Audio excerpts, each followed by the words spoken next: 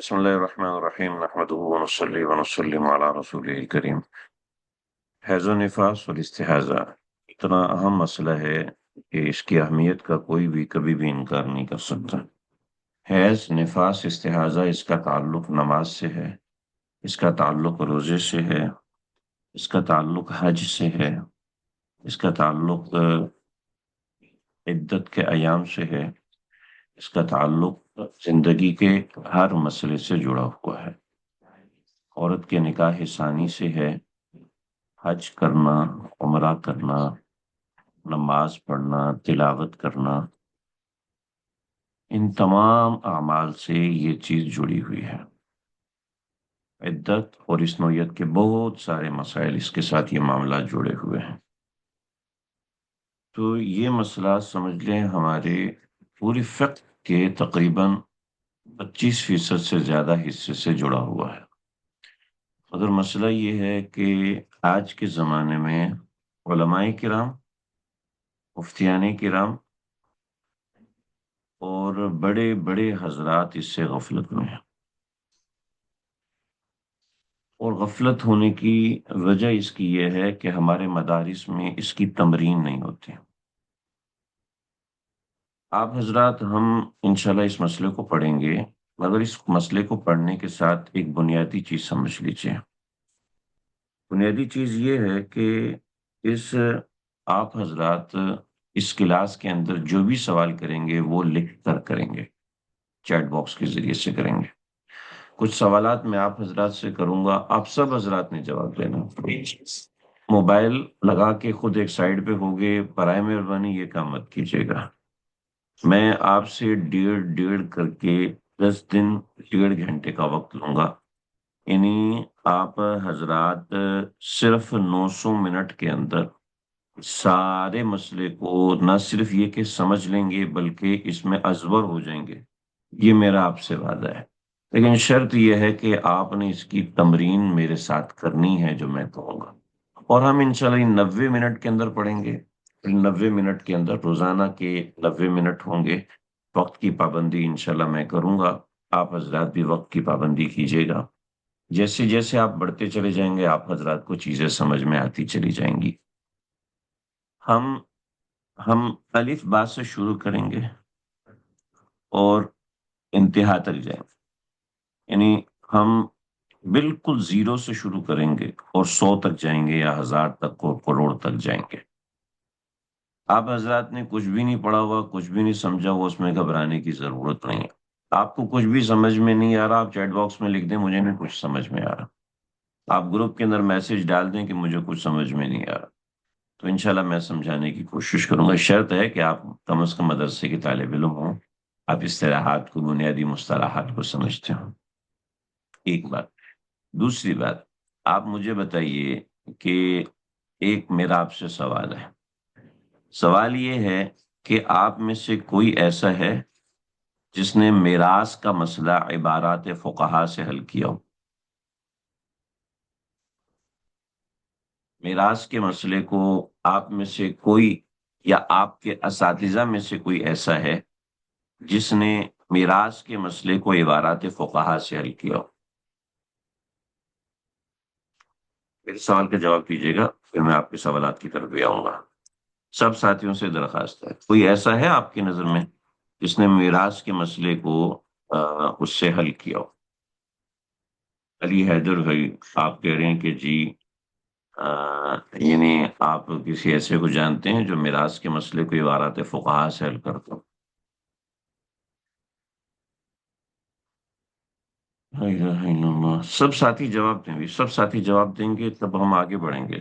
آپ کا جواب مجھے چاہیے ہوگا، اس کے بغیر ہم آگے نہیں چلیں گے۔ آپ سب لوگ ساتھ ساتھ چلیں گے، آرام آرام سے چلیں گے، کوئی بھاگنے والی بات۔ میراث کیا ہوتا ہے؟ میں یہ ساجد صاحب، اگر آپ کو میراث نہیں پتا اور آپ حیض و نفاس نہیں پتا تو اس کا مطلب آپ کو مدرسے سے تعلق نہیں ہے۔ یہ کورس صرف ان لوگوں کے لیے جو مدرسے سے تعلق رکھتے ہیں، اس لیے کہ اگر آپ مدرسے سے تعلق نہیں رکھتے تو آپ کو یہاں کچھ سمجھ میں نہیں آئے گا۔ جب کیا تھا تب سے پڑھا تھا، ہاں ٹھیک ہے، ماشاء اللہ۔ ٹھیک ہے، جوابات کافی سارے ہو چکے ہیں۔ میراث کا مسئلہ، یہاں پہ علماء کرام بھی موجود ہیں، مفتیان کرام بھی موجود ہیں، مفتی غلام مرتضیٰ صاحب جزاک اللہ آپ کے ساتھ شامل ہیں، اللہ آپ کو خوش رکھے۔ آپ حالانکہ پچھلے سال بھی ہمارے سے شامل تھے، اگرچہ آپ کو ضرورت نہیں تھی، بٹ اللہ آپ کو جزائے خیر دے۔ دیکھیں، میراث کے کسی مسئلے کو ہم عبارت فقہا سے حل نہیں کرتے، پہلے ہم میراث کے مسئلے کو حل کرتے ہیں۔ میراث یہ ہوتی ہے کہ والد مر گیا، اس نے بیٹا چھوڑا، بیٹی چھوڑی، بیوی چھوڑی، ٹھیک ہے۔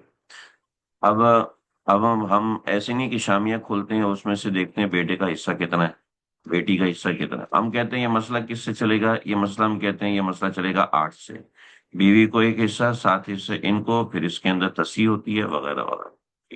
یہ تین یہ 2 اور یہ ایک، 3 ہوا، 3 کو 7 سے ضرب دیں گے، 3 کو اس سے ضرب دیں گے، 3 کو اس سے ضرب دیں گے۔ یہ ہم نے کہیں پڑھا نہیں ہے، یہ ہم نے تمرین میں حل کیا۔ تو جیسے میراث کا مسئلہ تمرین سے چلتا ہے، ایکسرسائز سے چلتا ہے، اسی طریقے سے حیض و نفاس کے مسائل بھی ایکسرسائز سے چلتے ہیں۔ آپ کو عبارات کا ایک رتی نہ آتی ہو، آپ مسائل کو آپ مسائل کو حل کر سکتے ہیں اگر آپ نے اس کی تمرین کی ہوئی ہے۔ میرا بنیادی رونا دھونا یہی ہے کہ ہم لوگ حیض و نفاس کی کوئی تمرین نہیں کرتے، تمرین نہ ہونے کی وجہ سے یہ مسئلہ ہے۔ تو سبق صرف علماء کرام کے لیے ہے، جو کتب فقہ میں بنیادی مسائل پڑھ چکے ہیں، یہ سبق ان کے لیے۔ اگر عامی لوگ اس میں شامل ہیں تو آپ شامل رہیے، میری طرف سے منع نہیں ہے، مگر آپ کو سمجھ نہیں آئے گا یہ مسئلہ ہے علماء کے لیے، یہ ہے طلباء کے لیے جو مدرسے کی اصطلاحات کو سمجھتے ہوں گے۔ اگر آپ ساتھ شامل ہیں، جیسے ساجد صاحب آپ ساتھ شامل ہیں، آپ شامل رہیے، میری پوری کوشش ہوگی ہم آپ کو بھی سمجھا سکیں، لیکن بنیادی طور پر یہ علماء کے لیے ہے۔ سبق تمرین کے ساتھ ہوگا، تمرین کے لیے، تمرین کے بغیر کورس کو سمجھنا ممکن نہیں ہے۔ اس تمرین کے لیے آپ اپنے ساتھ کاغذ قلم ساتھ رکھیں گے، میں آپ سے سوال کروں گا، آپ اس سوال کو اپنے کاغذ پہ حل کریں گے، اور کاغذ پہ حل کر کے مجھے جواب دیں گے یہاں پر۔ جیسے میں آپ سے بھی 2 4 سوال کرنے والا ہوں، وہ سوال تو ایسے زبانی ہوں گے، لیکن آگے جو ہمارے سوالات ہوں گے ان سوالات کا حل آپ کو اپنے پاس کاغذ پہ کرنا ہوگا۔ سبق اور تمرین میں حاضری ضروری ہے، آپ یہ نہیں کر سکتے کہ آپ کلاس آن کر کے اپنے ساتھ اپنے جناب پانڈے دھو رہے ہیں، ہمیں ایسا نہیں ہوگا جی۔ آپ اپنے برتن نہیں دھوئیں گے، اور آپ جناب اپنی کلاس میں شامل ہو کے ڈرائیونگ کر رہے ہیں وہ بھی نہیں کریں گے۔ میں نے اس طرح کی حرکتیں کی ہیں اس لیے مجھے پتا ہے، لیکن وہ خالص تھیوری کی کلاس ہوتی ہے، اس میں آپ کر سکتے ہیں، لیکن یہ تھیوری کی کلاس نہیں، یہ تمرین کی کلاس ہے۔ کبھی بھی ریاضی کے اسباق آپ سن کے نہیں سمجھ سکتے، آپ کو وہ حل کرنا ہوتا۔ چلے ہمارے 10 اسباق ہوں گے، اور 10 اسباق انشاءاللہ ہم اس کے اندر کریں گے۔ اب میں آپ سے چند ایک سوالات کروں گا، تاکہ آپ حضرات سمجھ سکیں کہ ہم یہ جو کر رہے ہیں یہ ہے کیا۔ ایک بنیادی بات دیکھیے، بنیادی بات یہ ہے کہ بنیادی بات یہ ہے کہ ایک عورت ہے، اس کے ساتھ مسئلہ ہے، مسئلہ اس طریقے سے ہے کہ اس کو ایک دن خون آیا اور خون اس کا رک گیا، پھر 8ویں دن خون آیا، 9ویں دن بھی آیا، 10ویں دن بھی آیا، 11ویں دن بھی آیا۔ اب آپ بتائیں کہ اس کو حیض کون سا ہے، استحاضہ کون سا ہے؟ تھوڑا سا سمجھانے کے لیے آپ سے سوال کروں، کوئی آپ کا امتحان لینا مقصود نہیں، اہمیت بتانا مقصود ہے۔ میں چاہوں گا کہ آپ لوگ اس کا لکھ کر جواب دیں۔ پہلے دن خون آیا، پھر درمیان میں کوئی خون نہیں آیا، پھر 8ویں دن خون آیا، پھر 9ویں دن خون آیا، پھر 10ویں دن خون آیا، پھر 11ویں دن خون آیا۔ ہاں جی، یہ اپنا پین بند رکھیے، نہیں نہیں آپ مت لکھیں، برائے مہربانی آپ کیا لکھیں کی مہربانی، یہ میں اس کو بند نہیں کروں گا، آپ صرف لکھ کر جواب دیجئے مجھے چیٹ باکس میں۔ 10 دن حیض، 1 دن استحاضہ، 10 دن حیض، 1 دن استحاضہ، شروع کے 10 دن حیض، 2 دن استحاضہ، 10 دن حیض، 2 دن استحاضہ۔ اچھا، عادت کا اعتبار کریں گے، ماشاءاللہ دیکھیں نا، جواب مختلف ہو گیا، سب حیض شمار ہوگا 10 دن تک، بس ماشاءاللہ۔ جو 10 دن ایام ہیں وہ حیض شمار ہوں گے، اگرچہ خون آیا ہو، بقیہ استحاضہ۔ اسے 10 دن ہے اور 11 دن اس سے حاضر، ٹھیک ہے، ٹھیک ہے، 10 دن، 10 دن کیا ہوا، 10 دن کیا ہوا، یہ ذرا لکھیں تو صحیح، 10 دن کیا ہے؟ ماشاء اللہ، یہ آپ چیٹ باکس میں جا کے سب کے جوابات آپ بھی دیکھ سکتے ہیں، میں نے چیٹ کو ہائڈ نہیں کیا ہوا، آپ سب لوگ دیکھ سکتے ہیں، اچھے جوابات ہیں۔ اب اس سے اگلا سوال دیکھیے، ایک عورت کو ایک دن خون آیا اور 12ویں دن خون آیا، اور اس کے بعد کچھ بھی نہیں۔ اب یہ سوال نمبر 2، اس کا جواب دیجیے۔ 10 دن، اچھا، پہلا سوال ختم ہو گیا،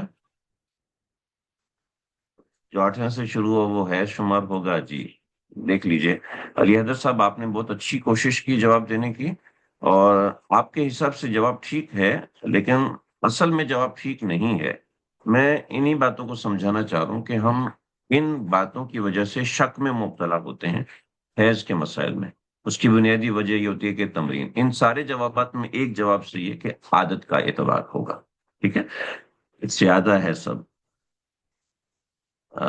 اس کو 12 دن خون آیا، اس میں ایام عادت حیض شمار ہوں گی، ٹھیک ہے، صحیح ہے، اور دوہرا دیں، سوال دوہرا دیں، بالکل صحیح۔ ایک عورت کو ایک دن خون آیا، پاک ہو گئی، اس کے بعد 12 دن خون آیا، 12ویں دن پھر خون آ گیا، وہ ایک دن ہی خون آیا بس، اور کچھ نہیں۔ اس سوال کو، آپ کے پاس سوال آئے گا کہ مجھے پہ ایک دن داغ لگا اور اس کے بعد میں نے پیڈ رکھ لیا، لیکن مجھے کچھ بھی نہیں آیا، پھر میں نے اپنے وضو وغیرہ کر کے نمازیں شروع کر دی، پھر اس کے بعد 12 دن بعد مجھے دوبارہ ایک داغ لگ گیا۔ صحیح بات کر رہے ہیں۔ ہاں، یہ خیر نہیں، اس سے حال ہے جی، یہ بہت مسئلہ ہو رہا ہے، ان کی سمجھ میں نہیں آ رہی۔ PCOS کیا لکھا ہوا ہے آپ نے، میں نہیں سمجھ پا رہا۔ پیکوز میں بہت مسئلہ ہو رہا ہے، پکس میں بہت مسئلہ ہو رہا ہے،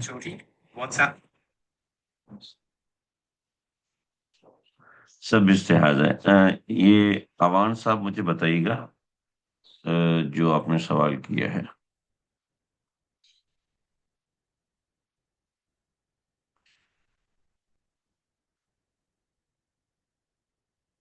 اچھا اچھا، آپ کو جو نہیں نہیں، یہ بات نہیں ہے کہ آپ کو ان باتوں کی سمجھ میں نہیں آ رہی، دیکھیں اس کو ہم باقاعدہ پڑھیں گے، یہ جو درمیان کا پیریڈ گزرا ہے اس کو طہر متخلل کہتے ہیں، ٹھیک ہے، میں یہی سمجھانا چاہوں، یہ طہر متخلل پریشان کر دیتی ہے مفتی کو، یہ طہر متخلل مسئلے کو پریشان کر دیتی ہے، مسئلے کے اندر پریشانی کا باعث بنتی ہے، یہی ہارمونل پرابلم ان بیلنس ہونے کی وجہ سے ہے۔ آپ ڈاکٹر صاحب ہوں گے،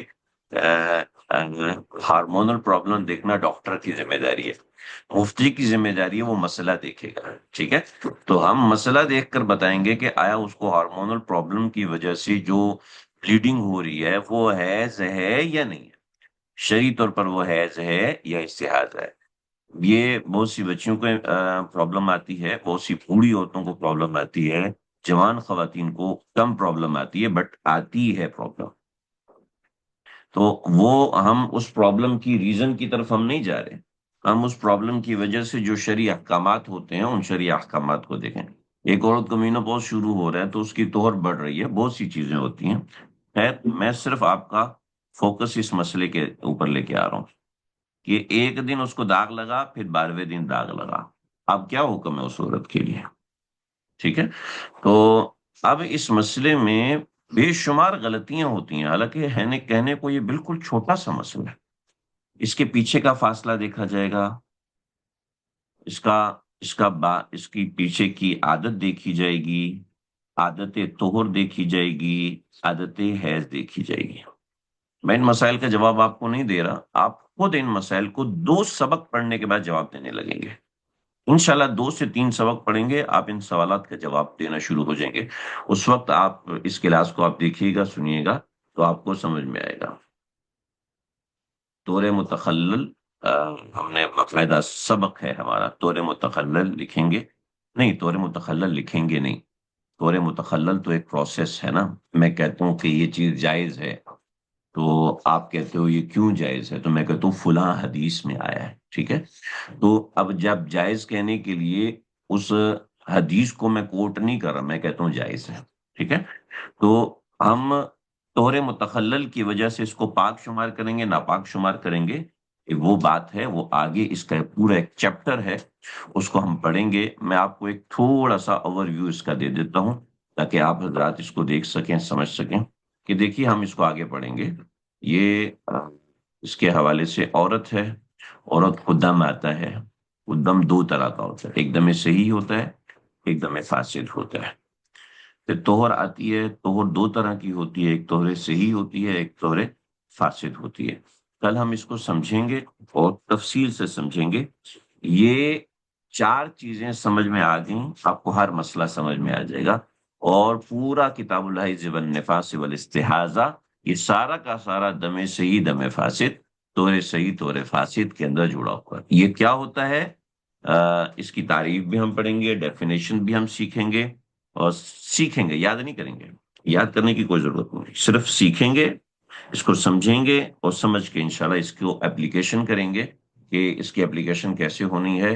پھر اس کے اندر کون سا خون حقیقتاً ہوتا ہے، کون سا خون حکمن ہوتا ہے. دم صحیح جو ہے وہ تین طرح کا ہوتا ہے. پھر اس کے اندر بات آتی ہے، پھر طہر کی اقسام ہوتی ہیں.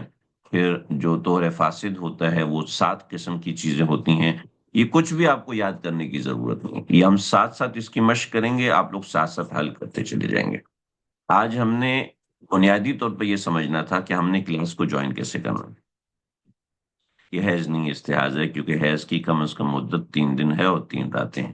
زیادہ سے زیادہ 10 دن اور 10 راتیں ہیں. جی یہی تو مسئلہ ہے کہ حیض دو طرح کا ہوتا ہے، ایک حیض حقیقی ہوتا ہے، ایک حیض حکمی ہوتا ہے. ٹھیک ہے. اب آپ کو تو یہ حقیقی طور پہ حیض نظر نہیں آ رہا، اس وجہ سے آپ اس کو استحاضہ بنا رہے ہیں، حالانکہ یہ حکمن حیض ہے. اور شریعت کہتی ہے وضو کر لیا تو آپ حکمن پاک ہو گئے، لیکن آپ تو یہ کہہ رہے ہیں کہ جب تک پورا نہ ہوگے نہیں پاک نہیں ہوگے. تو حقیقی اور حکمی دونوں الگ الگ چیزیں ہوتی ہیں. تو آج کے لیے بس اتنا ہی. آج بنیادی طور پر جو چیز ہم نے دیکھی ہے، جو چیز ہم نے سمجھی ہے، وہ ہم نے یہ سمجھی ہے کہ ہم نے کلاس کیسے لینی ہے. جیسے آپ لوگ سوال کریں، اختلاف رائے کریں، جھگڑا کریں، لڑائی کریں کہ بھئی تم غلط بتا رہے ہو. میں نے بھی اپنے استاد جی سے بڑے مقابلے کیے تھے. جب مجھے سمجھ میں آنا شروع ہوا تو پھر میں نے کہا اچھا اچھا اچھا ایسے ہوتا ہے. کہ بھئی یہ تو حناف اس کا اعتبار نہیں کرتے. آپ کیسے کہتے ہیں حناف کے بچے ایک طرف ہو جاؤ، میں تمہیں سمجھاتا ہوں. صحیح نہیں. تو بھئی اس طرح کی چیز ہے. تو آج ہم نے سمجھا کہ کلاس کیسے جوائن کرنی ہے. ٹھیک ہے. اور کلاس کی پارٹیسپیشن کیسے ہوگی آپ کی. ٹھیک ہے جی. آپ نے پارٹیسپیشن ایسے کرنی ہے جیسے آپ سوال کریں، آپ غلط جواب دیں مگر جواب ضرور دیں. کلاس پارٹیسپیشن کیسے کرنی ہے وہ، اور اس کے اندر آپ لوگوں کو اپنے ساتھ کاپی قلم رکھنا ہے. اس کے اندر میں آپ کو ساتھ ساتھ سوالات دوں گا، ان سوالات کو حل کرنا ہے. تمرین کے بغیر، یاد رکھیے تمرین کے بغیر یہ آپ مسئلہ کبھی بھی حل نہیں کر سکتے. جیسے معراج کی علماء کرام ماشاءاللہ موجود ہیں، آپ سب جانتے ہیں کہ معراج کو تمرین کے بغیر آپ حل نہیں کر سکتے. ایسے ہی آپ حیض و نفاس کو تمرین کے بغیر حل نہیں کر سکتے. تو کل انشاءاللہ ٹھیک 10:30 ہمارا سبق شروع ہوگا. آپ حضرات سے درخواست ہے 5 منٹ پہلے، 10 منٹ پہلے لنک کو جوائن کر لیجیے گا. یہی لنک ہے میرا، میں نے یہ خریدا ہوا ہے، اس میں کوئی مسئلہ نہیں. آپ لوگوں کو اس حوالے سے کوئی بھی پریشانی ہو مجھے ان باکس کر دیجیے.